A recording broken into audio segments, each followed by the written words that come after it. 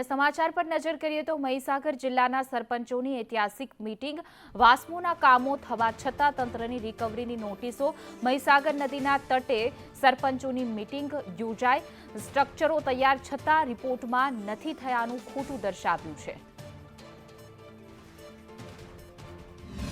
સરકારનો dream project વાસ્મો એટલે કે પાણી પુરવઠા દ્વારા ગામડે ગામડે પાણી આપવાની સરકારની જે યોજના હતી, આ યોજનાને લઈને મહીસાગર જિલ્લો છેલ્લા કેટલાક સમયથી વિવાદમાં રહેલો છે।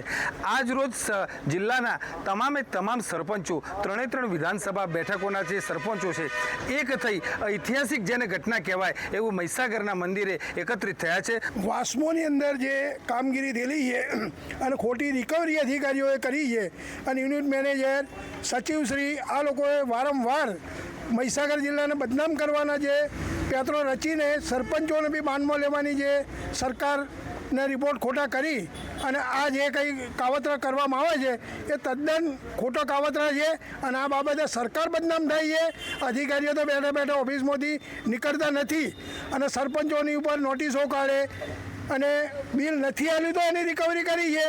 આવા યુનિટ મેનેજરો છે। જે કામગીરી કરવામાં આવી છે તેને ટેન્ડર પ્રક્રિયાથી કામગીરી કરેલી છે। ટેન્ડર પ્રક્રિયા કામગીરી કરી છે, ધારો કે 20 થી 25 લાખ રૂપિયા જે મંજૂર કરવામાં આવ્યા હોય તો જે એજન્સીને કામ આપ્યું છે, જે એજન્સીએ કામ નથી કર્યું તો છતાં સરપંચને નોટિસ આપેલી છે અને એજન્સીના જે કોન્ટ્રાક્ટર છે એને નોટિસ આપી છે કે ભાઈ તમે રિકવરી ભરો। જે જગ્યાએ કામ નથી ગયું, જે જગ્યાએ નાણાંનો પણ કોઈ વ્યવહાર નથી થયો, એવા આ યુનિટ મેનેજરે જોયા વગર અવળા ચશ્મા પહેરી અને આ ઉલટા ચશ્મા જેવું કર્યું છે। તો જે બાકી છે પૂરું કરે એટલે એ લોકોને જે બિલ નથી આપતા, બિચારા કામ કરે તો ફરી બિલમાં ફસાઈ જાય, આગલા બિલોમાં ફસાયેલા છે, ફરી ફસાય તો એ શું કરે? એ નથી કરવું, ખાલી જાણવા પૂરતું, કરવા પૂરતું, પૈસા પાછા ભર દો, પૈસા